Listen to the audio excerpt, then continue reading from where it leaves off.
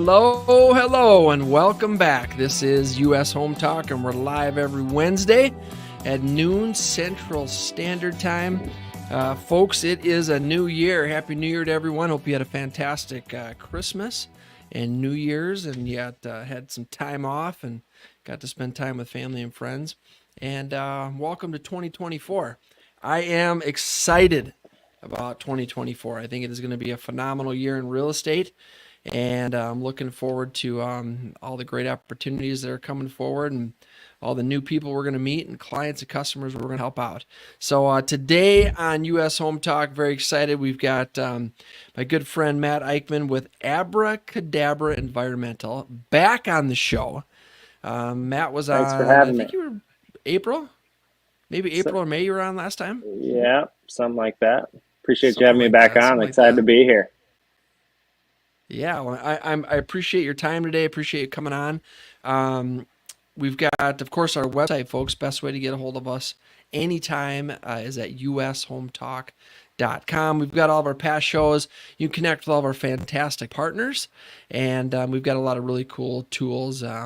Anything real estate related. So buying, selling, investing in real estate, financing, pest control. If you have pest control needs, we've got that as well. Check us out online at Minnesota. Nope. You know what, Evan? Let's hear it. Jason, I stopped. Jason, it has been a year. We've been doing U.S. Home Talk for a year now. Like to the day. This is our 53rd show or whatever, right? Yeah, actually, we didn't start U.S. Home Talk till January 4th. It's January 4th. Oh, okay. So technically, I've got one more day. Sure. Sure. All this This is episode 1 of season 2. So you should have this down by now, my man. Come on. That's like Talladega Nights, where I should have it down. Sorry, I think I'm having a little bit of a connection issue on my side. I didn't hear what you said there. So Walgrave likes to use these Mike was technicalities. talking about Talladega Nights when what not Ricky Bobby, what's his your hands? Yeah, he's like, at the very last race when they got out of the car and they're sprinting down the track, right? Well, you can't get out of the car, and so then his racing partner, I can't remember his name, and he won. He's like, even though I won on a technicality, I'm still gonna take it as a win. That's what Walgrave does. He's using all these technicalities. Well, we technically didn't start till January 4th last year, so it helps to know the rules, man. It helps to know the rules, right? Well, the sad part is it has been nearly a year, but probably more importantly, I have a sheet. And it's literally written down what I'm supposed to be talking about here. So anyway, ushometalk.com is our website. Be sure to check it out. Best way to connect with us anytime, 24 hours a day. We've got a real estate hotline number that, folks, during the show, you can text in your questions. That number is 612-234-7585. That's the text line for questions during the show. And then it's our real estate hotline number. So that's a 24-hour real estate hotline number. You can call or text that anytime to connect with any of us and all of our fantastic partners. You can also send in your questions and comments through Facebook and YouTube. Of course, we're live on Facebook and YouTube, and we welcome and encourage questions to come in the comment section on there as well. I'll get those answered during the show. But today, we got Matt on the show. We got Abra Kadabra back in I guess we're in studio, right? This is like a virtual studio. Yeah. I'm in my studio as well. So because you've been doing some podcasting. Yes, sir. Yes, sir. We've been working on some small business podcasting, really just talking about the stories of some small business owners and kind of where they've got to where they're at now. So I love it. I love it. You guys have been very active and you got a lot going on. I've got, Matt, I've got a number of questions that I want to go over with you, but I guess I'm going to kind of start off with, Minnesota's got different seasons and it's got a lot of different weather, right? And this year has been a little different because we've had little to no snow. How has that affected your business in comparison to last year at this time? So that's a great question, Jason. The seasonality drives so much of what we do because that's really what animals and insects kind of predicate their behavior off of. Unfortunately, they don't work off of quarterly schedules like you and I do, where they have planned events. It's really temperature dependent. So what's happening this year is the period of time that's typically right before the snowfall, like the fall, that temperature change, it's really just become a lot longer period of time. So during the winter, the rodents are kind of a primary concern for most homeowners. The type of mice we have, they come in to find a warm place for the winter, but then they're coming and going as long as they can go outside without freezing. Well, right now, they can do that really easily. Like the temperature outside allows for them to be incredibly active on both sides. So the biology just allows for increased activity and a longer period of time for where mice can enter the home. Typically, once the snow comes and it's a really hard freeze and all the snow's there, they've usually found their spot by then. Now they can be a lot more mobile and kind of explore more areas without the risk of freezing to death, because they're pretty much like a cold-blooded animal, just because they are so terrible at regulating their body temperature. So it's kind of a long-winded answer. I hope it answers your question. No, it's a great answer. If the weather is warmer like it's been this year, does that mean there's going to be more mice, or there's going to be more rodents because or not really?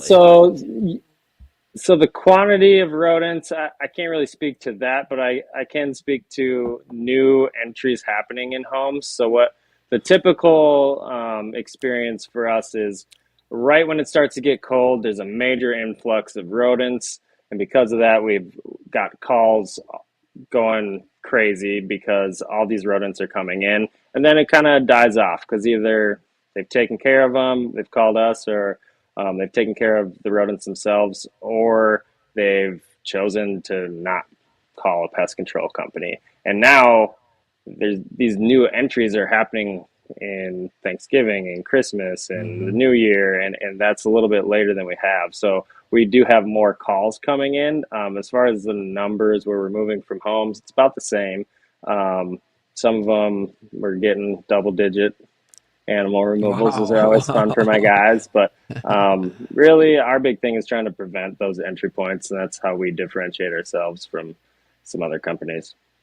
Yeah, and you guys work with a fair amount of property management companies, and so how does pest control affect real estate investors or real estate owners, and how are you guys working with those management companies to kind of streamline the process and take that stressor off the table for the owners? Yeah, so with property managers, they typically have so many different properties that they're responsible for, and they want to make sure that the tenants are happy there. And pest control, although it might be something that they have at that property, it's not typically top of mind. People don't really plan for pests like we do here at Abra Kadabra. It's usually like, you could have prevented this, but you didn't, so now you got to call a company. So with these property managers, we try to assess their portfolio overall for, okay, how many properties do you have? What are the risks that you have? Is there any way we can work within the budget you have to mitigate those on the front end, and ensure that we keep that tenant satisfaction at the highest possible rate? When the last thing a property manager really wants is a call complaining about something at a property, because that's when things can kind of take up their time, take them away from other things they have to do, other projects they're managing, and there's opportunity for a potential bad experience if it's a complaint. So by being proactive with the property managers we work with, we're actually a value add to these tenants, a face for the management company who's not always there, and trying to bring additional value and support those businesses through understanding their needs, and also being that direct point of contact for the tenant oftentimes, so that the property manager doesn't have to be the middleman in the phone communication. They just give them our number, communicate directly with us, and then we kind of just solve that problem, kind of like magic, right? So instead of having these random, I got a mouse here, there's ants over there coming up, and then it taking 15 to 20 minutes or longer, depending on the communication style, like we just make it so we report it back to them. By the way, solve this for this tenant. It's already covered under the contract you have. You don't have to worry about it. Just want to let you know, those type of things. And then from like, as far as our services goes, part of a quality pest control service, like the core part is an inspection of the property. And depending on the service frequency, residential, it's usually quarterly. Depending on the commercial account, monthly, or sometimes even more frequent if it's like a food processing facility. So these inspections, like walking around your home in a full 360, I can't even begin to tell you how many property managers, actually like homeowners even, haven't done that in the last 12 months. Like, people have stuff to do, and pests usually aren't at the top of the list. So what we do is we're assessing a home every single time we're there, and trying to not only identify the pest issues, but our guys know a lot about the structures here, a lot about the breakdowns, and some of the routine maintenance that should be happening at homes. So then we bring any issues we find, like siding getting peeled off or shingles missing, stuff like that. We bring that to the attention of a property manager who maybe they haven't been there in 6 months because everything's been going well. Well, if there's a big leak in the roof, it probably isn't going to be going well in a little while. And then you got a whole bigger problem. So it's a lot of preventative stuff is what we do. But it doesn't just stop at pest control. There's so much more we can do to help maintain the asset that is a property that's being managed or rented out for all the different levels of management. Sure. So, well, and I think people are, some people are more sensitive to pests than others are. I mean, we've had properties that we've sold over the years, and there's been a number of times where they do the inspection, and inspector goes up into the attic and to check the insulation, and and there's some mouse droppings up there, and the buyer says there's infants, it's infested. It's infested with rats, and and I always kind of chuckle when that comment comes up. I'm like, okay, well, what exactly does that mean? So I guess that actually brings up a question. What is the definition of an infestation of mice in the attic? That is kind of a loaded question right there. So let me give you some information. So just from a scientific standpoint, one colony of mice in an attic can decrease the ability of that attic insulation to do its job by 50% in 6 months. So if you've got mice in your attic for 6 months, your ability to maintain the heat within your home, it gets cut in half really quickly. And if that persists, it can even go further than that. I think that's research from the University of Nebraska. One of the doctors over there is kind of a rodentologist, and that over time, like, there's energy loss. Like, we know how much it costs to invest in heating here in Minnesota. So that's just money right out the door, or the attic, should I say.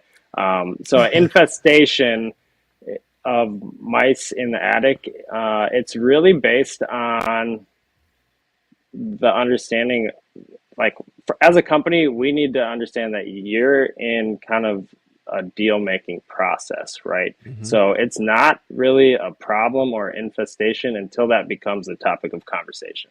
In reality, pretty much every home in Minnesota has mice in the attic at some degree. You talk to an insulation contractor, it's there. Now they're not going to halt their work because of this rodent activity. They're not going to slow it down because they got to bring a pest company in. So just understanding that the mice that we have here in Minnesota, they actually prefer to climb and be up high, and they're semi-arboreal, which means they spend a percentage of their life like up in trees. So with that understanding, mice can climb incredibly well, and they don't get in the wall at ground level and go up. A lot of times they're going up on the outside and just finding those easy holes at the roof line. So infestation, it's really like, it's hard for us to even tell if the activity that's going on at the time of the deal is right now, or if it was 10 years ago when it happened. But if there is activity that can be documented from the trails or the droppings, then we know that there's pheromones established there, which makes it even more likely for them to come in.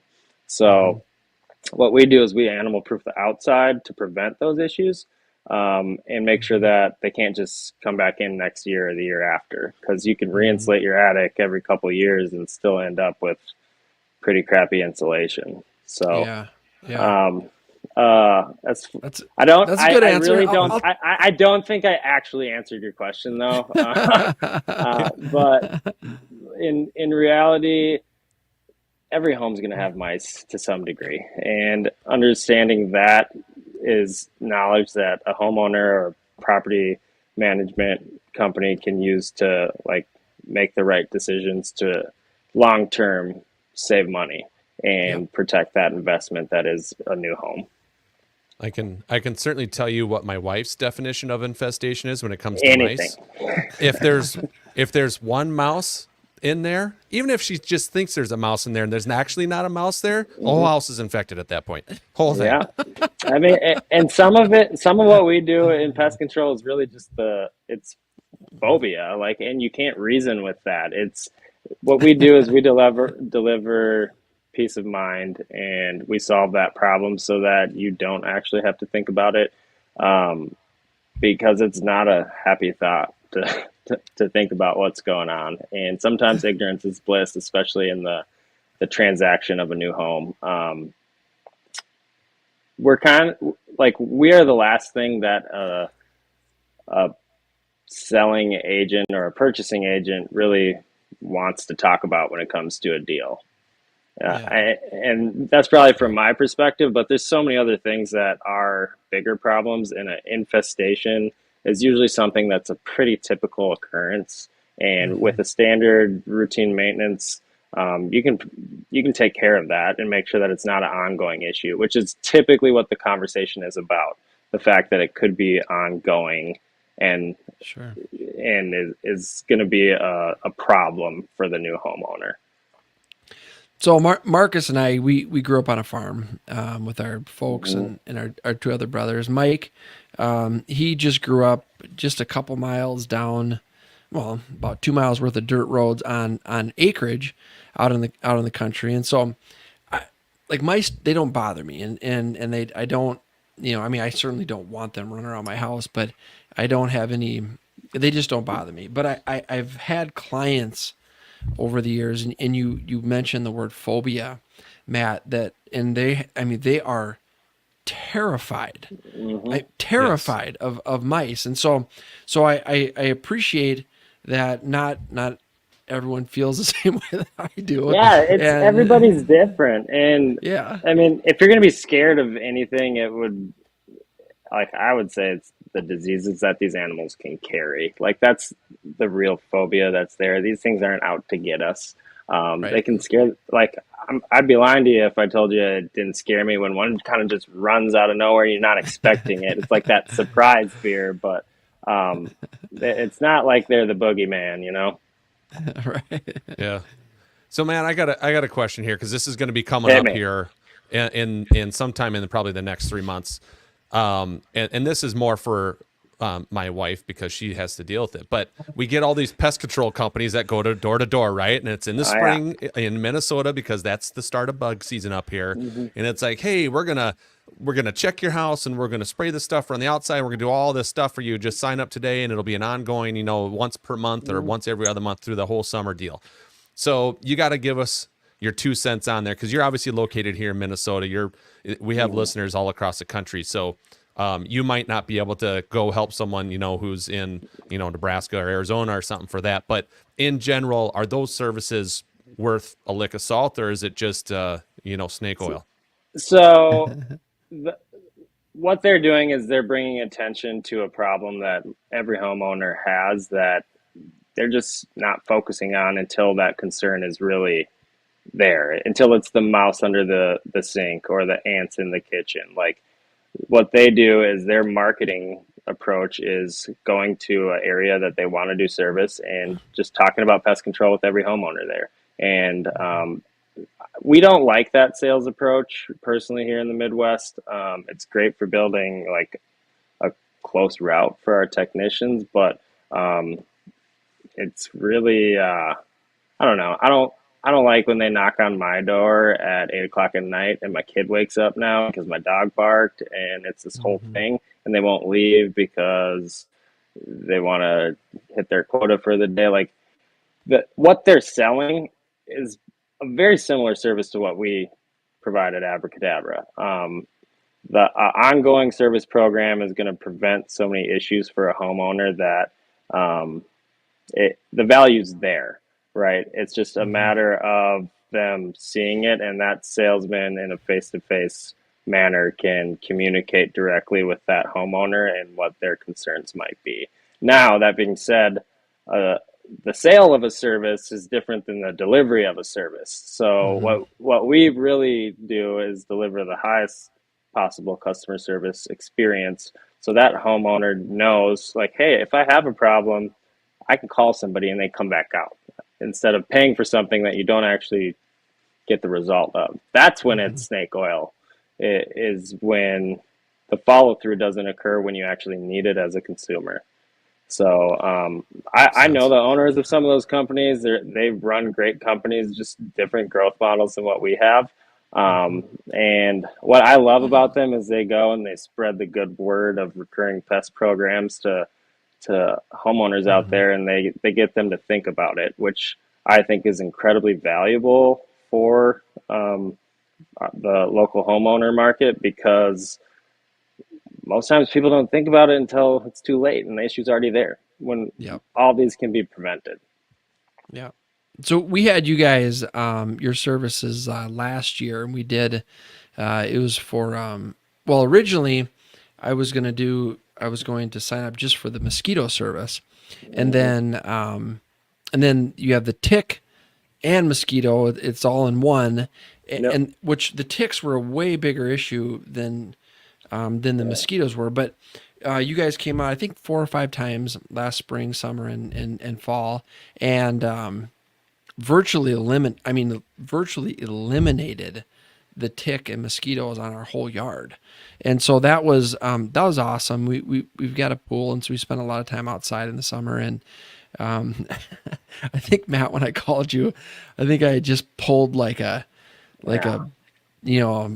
pea. Oh, it was huge. It's probably, it felt like a grape-sized tick off my dog. Yeah, this thing was. I remember being disappointed that you didn't send me a picture of it. I think I got the picture, Matthew. So did I send it to you, Marcus? It was plump and gray. I'll send it to you, man. I got it on my phone.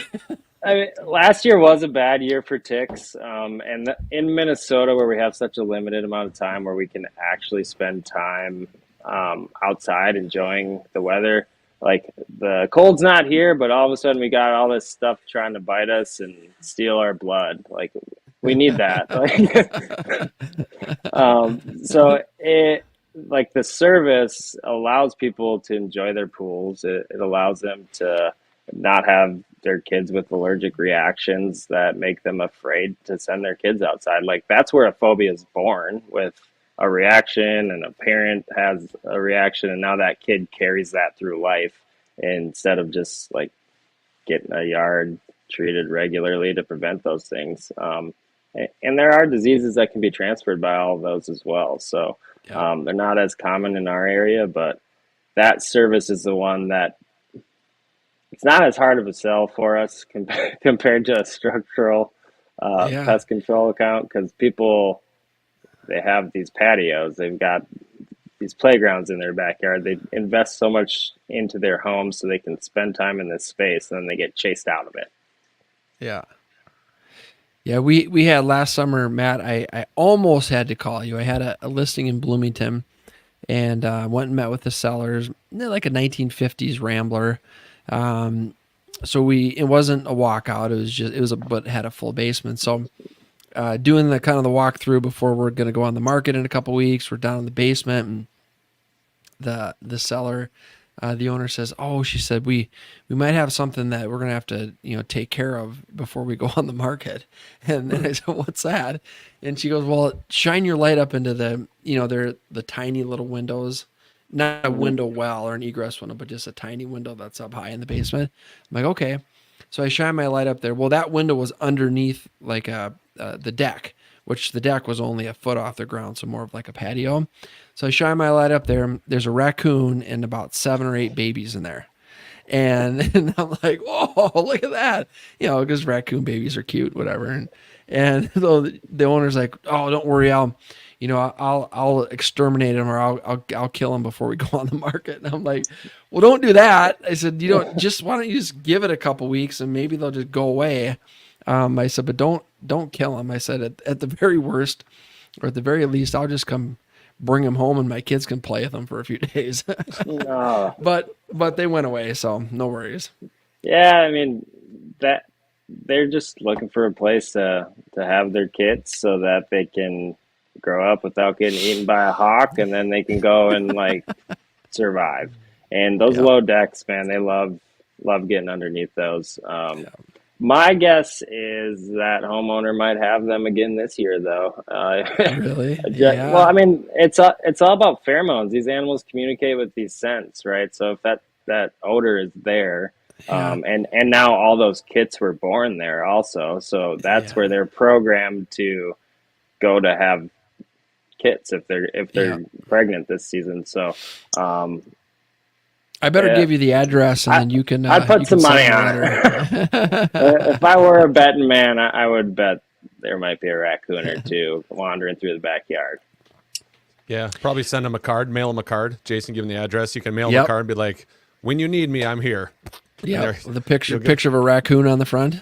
Yeah, well, or we can just include the first service free for all your customers and your transactions. Make it really easy for you. That's awesome. That's fantastic. They'll absolutely love that. No, you guys have done such a great job for us, and not just personally, but for our clients and customers that you've worked with over the years, and we appreciate that. You guys definitely do business differently. I know one of the things that you guys spend time and effort and money on is the community and giving back to the community. You guys are doing all sorts of cool community things that are for the kids and the families. And how important is that stuff for you personally and your business? That's what it's all about, man. That's the important stuff.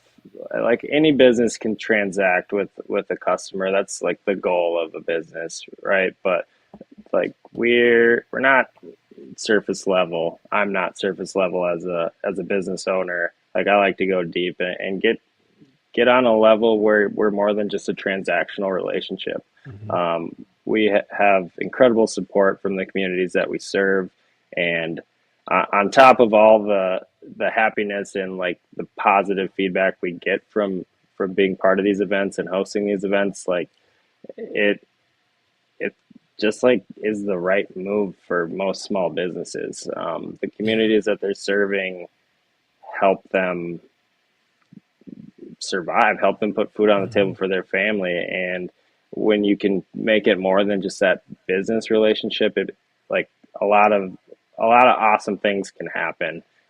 So it's kind of part of our ethos as a company, is that giving back and participating in community more than just being a business that's there. Yep.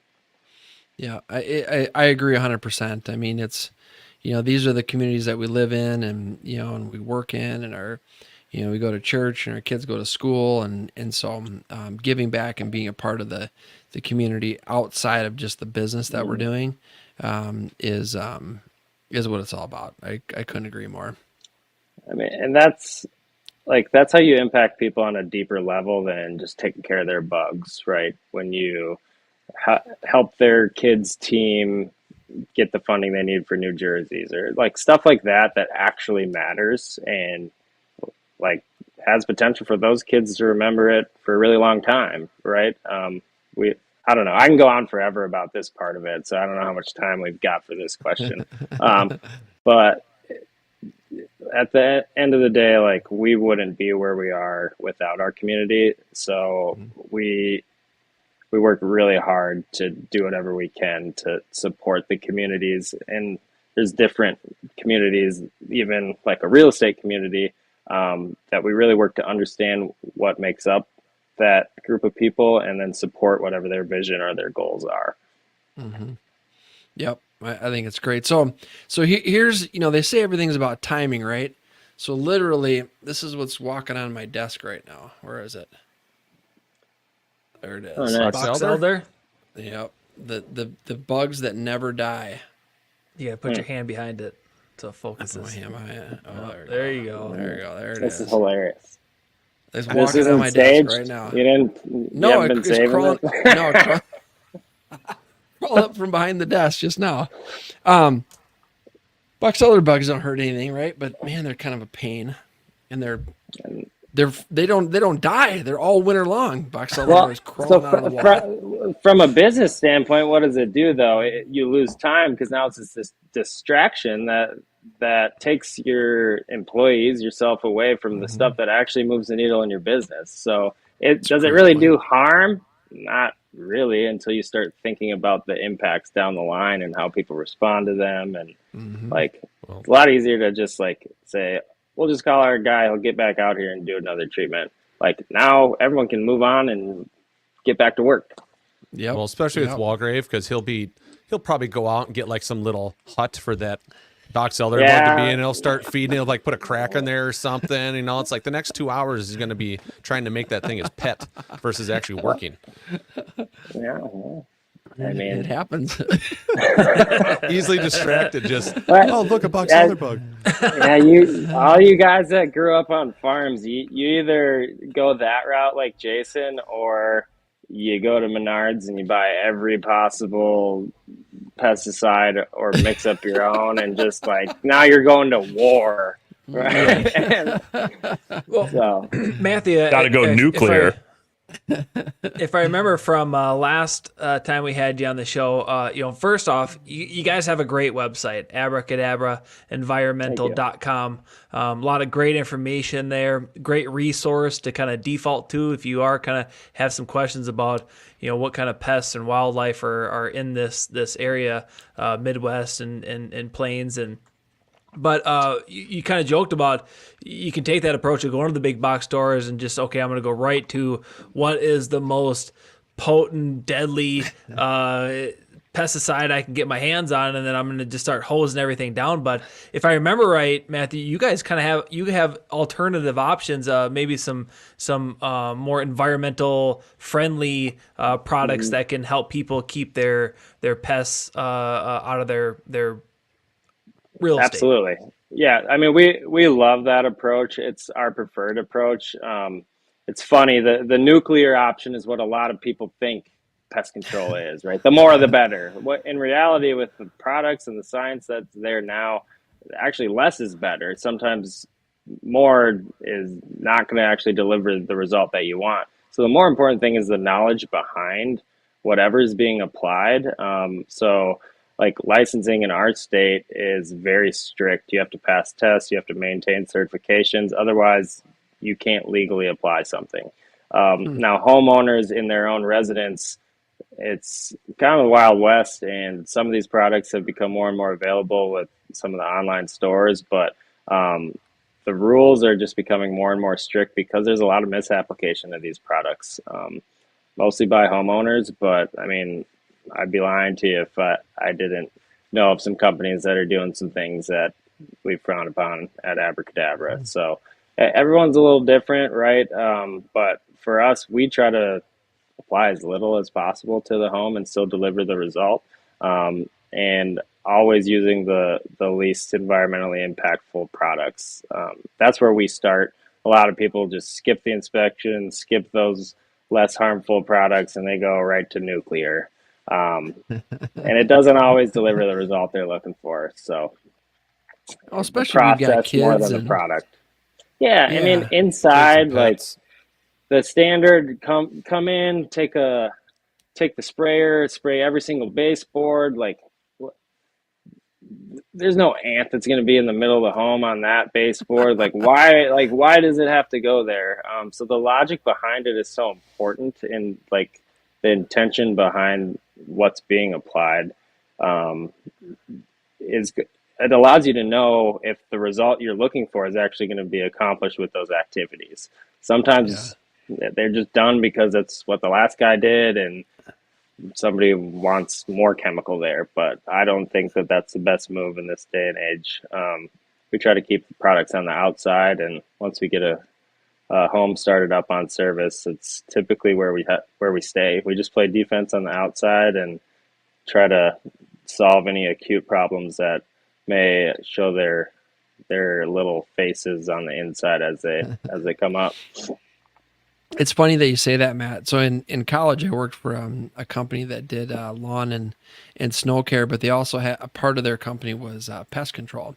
And so there was a couple different times that I went along with one of the pest control guys, and this is just a couple years ago, keep in mind, but he literally went around not only the entire foundation of the house, then he went around all the windows. This is just stuff he's spraying on. I don't even know what it was. And then all the doors, and then in the inside of the house, all the baseboards in the entire house. And, I just remember thinking at the time, man, that just seems like way too many chemicals to be spraying all over that house. And I'm sure it was not environmentally safer products either. I mean, it was But that was like 40 years ago. Times have changed since then. I mean, it was a little bit less regulated, would be my assumption. A little less regulated. Products have come a long way since then. I mean, that was 40 years. That might be a little bit of an exaggeration. I don't even know if you're that old, Jason, but like DDT used to be a thing that they would apply everywhere. And now they found out that it leads to cancer. So now it's not what's used anymore. And I'm sure in the next 10, 20 years, there'll be more products that come out.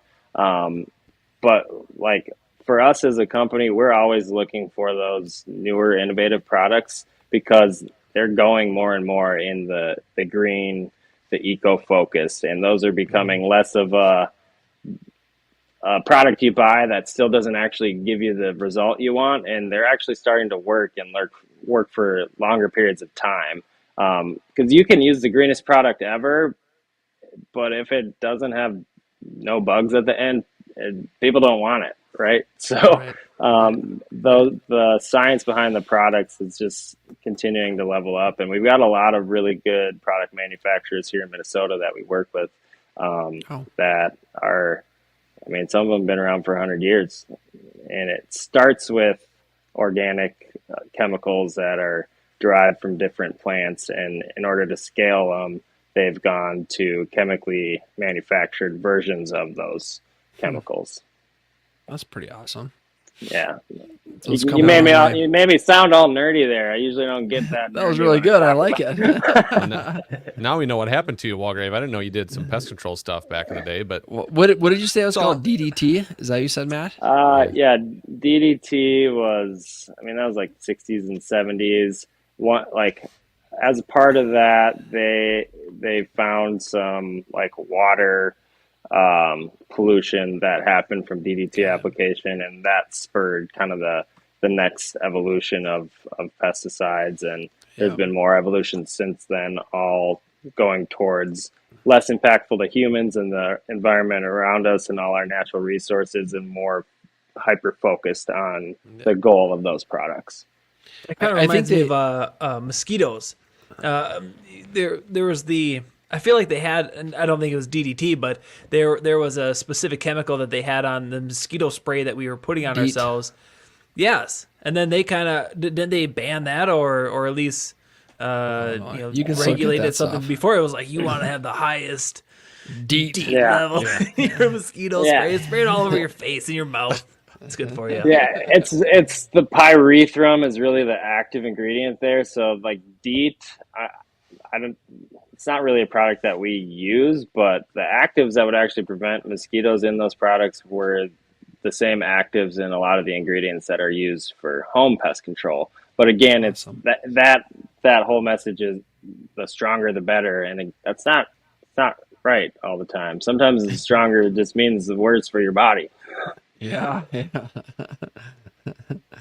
Well, Matt, we appreciate you coming on again to the show. What is the best way for folks to get a hold of you? So we've got different social medias, Abra Kadabra Environmental, Facebook, Instagram, TikTok, all those. Our website, abrakadabraenvironmental.com. That's how you can kind of get all of our information from there. We've also got the podcast that we're doing, the Homegrown Hustle podcast. That's not really about pest control, but a lot of people in the real estate space could probably see some value in that. So all the same social media platforms there, just at the Homegrown Hustle podcast. Yeah. Awesome. Well, thank you again for coming on. Looking forward to a fantastic 2024. Folks, we appreciate you tuning in today. Again, Happy New Year. Welcome 2024. Of course, we'll be back next week at noon. This was Jason Walgrave, Marcus Walgrave, Mike Overson. Of course, we had our special guest, Matt Eichmann, on with Abra Kadabra Environmental. Folks, be sure to check out our website, ushometalk.com. Make it a great week.